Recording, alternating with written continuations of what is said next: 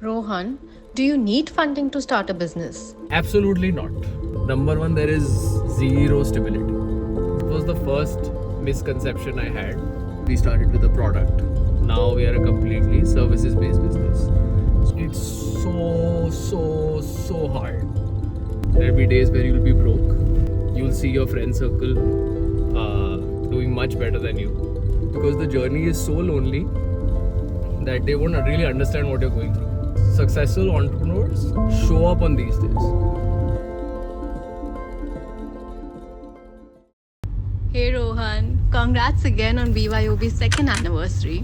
Thank you to you too as well. We know you very well as our founder, but let's tell people about you so that they know the real side of entrepreneurship. Do you need funding to start a business? Absolutely not. I think that was the first misconception I had when I was starting out.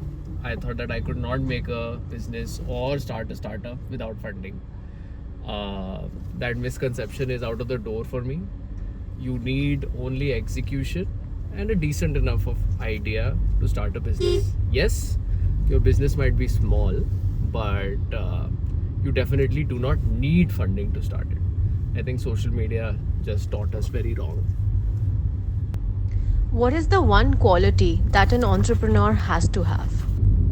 The one quality is definitely being adaptable because your idea will change so many times, be it because of consumer preferences or technology, and so you need to be able to adapt and pivot because what you started with will definitely not be the business you might end up making. So like with us, we started with a product. Now we are a completely services based business. So if we were not adapting to what our clients want or how technology was evolving, when we launched, AI was not crazily available. Now every Tom, Dick and Harry has it. So we had to change and we had to pivot towards servicing. So I think that's one quality, and I think that's where a lot of people go wrong. They give up, they start obsessing about what they started with, and they try and build something because they are too passionate about it, they are too emotional about it. I think the ability to let go of your original idea, change it, pivot it towards what people are asking for, paying customers, and going there, I think that's one. So long story short, being able to adapt and pivot, and not once. You'll have to do many times in this journey, else because it's a very long-term game. Okay, what is one thing that entrepreneurs don't know about starting up? Oh, the one thing that they don't know is it's so hard. It's so difficult that is probably something that they'll never experience. No MBA, no college, no course, no institution can teach you to be prepared for it because there are textbooks that can teach you like business fundamentals and all of that stuff. But when you get on the ground, it's a different ball game altogether because there are days that are so bad, like you want to quit so bad. So there's no kind of textbook preparation for it. There'll be days where you'll be broke, no money at all. You will question why you started it. You'll see your friend circle doing much better than you, be it on a salary or whatever. This misconception that entrepreneurship and business has a lot of money, that is wrong. And they'll say very casually, यार तेरा तो सही चल रहा है, तू खुद के लिए काम कर रहा है. So that even hurts you more. Then your friends and family will try a lot to comfort you, but nothing will work because the journey is so lonely that they won't really understand what you're going through. So these days are really difficult to get ahead with. But the difference is, if you show up on these days, the days which you don't want to show up for, that's the difference. Because successful entrepreneurs show up on these days. and majority of them give up on these days. Along with this, sometimes if you have business partners, if you have like a large team, they might not understand your vision or the decisions you take, but you need to be true to it and kind of convince them. So there will be many such days. So I think that's the hardest thing for sure, and I think no one is prepared for that because you just experience it. Rohan, we personally see you deal with clients daily. How do you manage clients that don't listen to you? I think that's an answer that every agency owner might have their own version. So I have this rule. I explain to them my logic twice.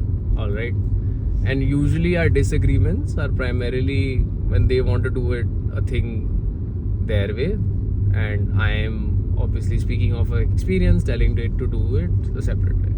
So if they don't listen to me after 2 times, I let them do it on their own, because what I have realized is that they'll try it, they'll understand my logic finally, and then they'll finally agree to my way. So, but honestly, that's only 5 to 10% of my clientele. It's not everyone, and only those who are control freaks. But once or twice, once I don't strive to prove them wrong, but once they understand my perspective, and then they don't repeat it. But see, the nature of our business is different, right? We're in the services business, so we are whether we might be business owners, agency owners, entrepreneurship, we don't have a product, right? So our clients pay us at the end of the day, and they pay us for our servicing, but more important, for the quality of our servicing. So if our clients are not happy, they won't pay us. And you can speak to any agency owner out there. If someone is renewing with you, they're probably not they're obviously liking your quality of work, but primarily they're comfortable with you. They don't want to change you, and that comfort comes from high quality of servicing. So that's why I focus a lot on that. And servicing is not always like timely delivering, doing high quality work, etc. It happens in small aspects. So for example, I have a variety of clients, right? Now some are okay with email communication, some want it on WhatsApp, some want it on Slack, some want it on iMessage. So you cater to them like that. Ki whatever they want, you give it to them. Now, one thing I see wrong is with like other freelancers or agency owners, they're very strict about their scope of work. Ki like this client has paid me that much, मैं इतना ही दूंगा. I mean, in the long run, it doesn't matter. If you've signed up for say like 50 posts or 24 posts or some XY creative, you give some extra videos from your side. It's an investment into the relationship. Be little okay with their last minute changes, etc. As long as the client is respectful and not, crossing those professional boundaries, because these really help you in the long run. Because our business is very dependent on word of mouth, and referral is the best way to grow it.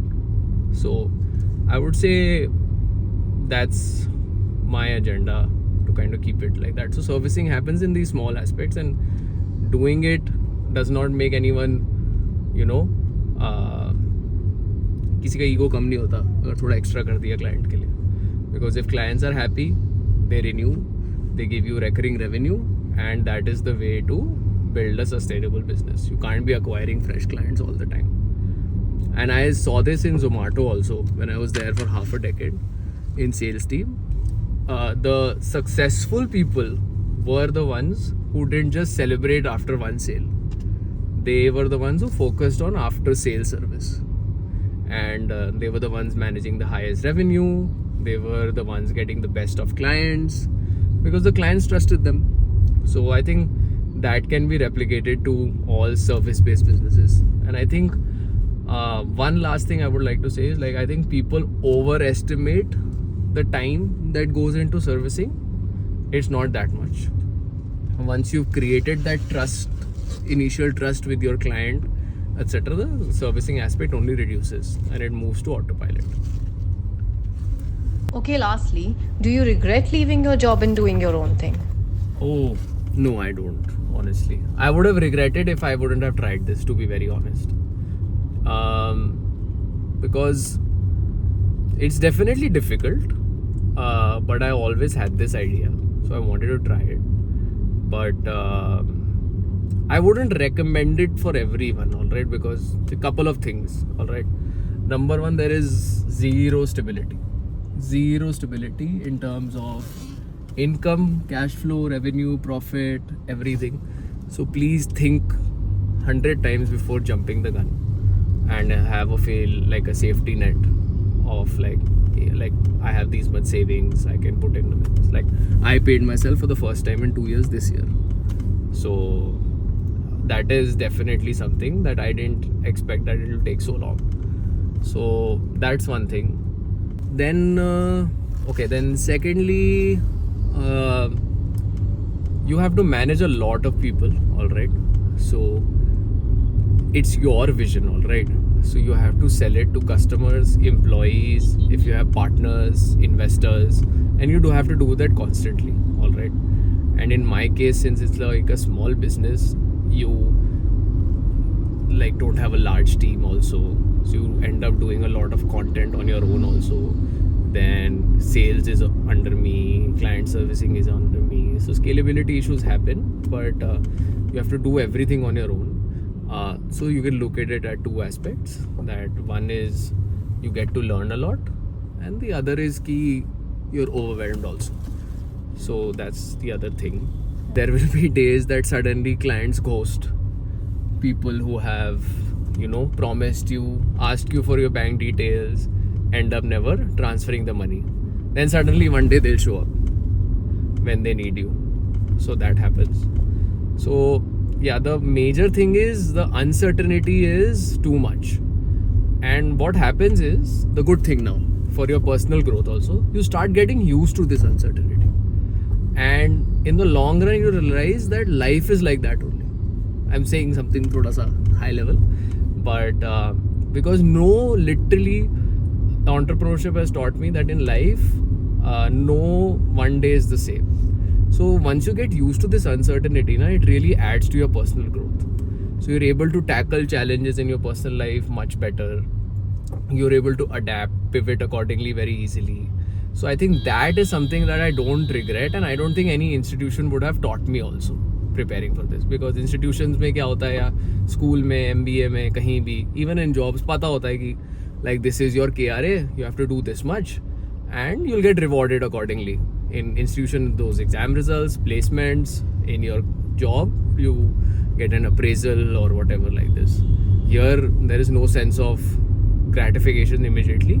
So you learn the art of delayed gratification. That is also very important these days, because I think now that I'm speaking about it, I think one thing that a lot of today's entrepreneurs lack, or I would say not today's entrepreneurs, I would say like successful and your regular entrepreneurs lack, is the ability to delay gratification, because you need to be patient a lot. So success literally does not come overnight. It's a culmination of many sleepless nights. So this you learn only when you're able to run your own business. So all of these life skills I have picked up via this, and I think these are going to be very valuable for me ever. I really hope there's my 3rd anniversary, 4th anniversary, 5th anniversary, and BYOB keeps on growing, but I wouldn't trade off this experience to anything. Yeah, so if you can manage running a business, to be very honest, you can manage anything. I think I haven't found anything more challenging as compared to this. So yeah, in short, I don't regret it for sure. So I would have definitely regretted it if I didn't do it. चल बस बहुत करो, अब editing करनी है.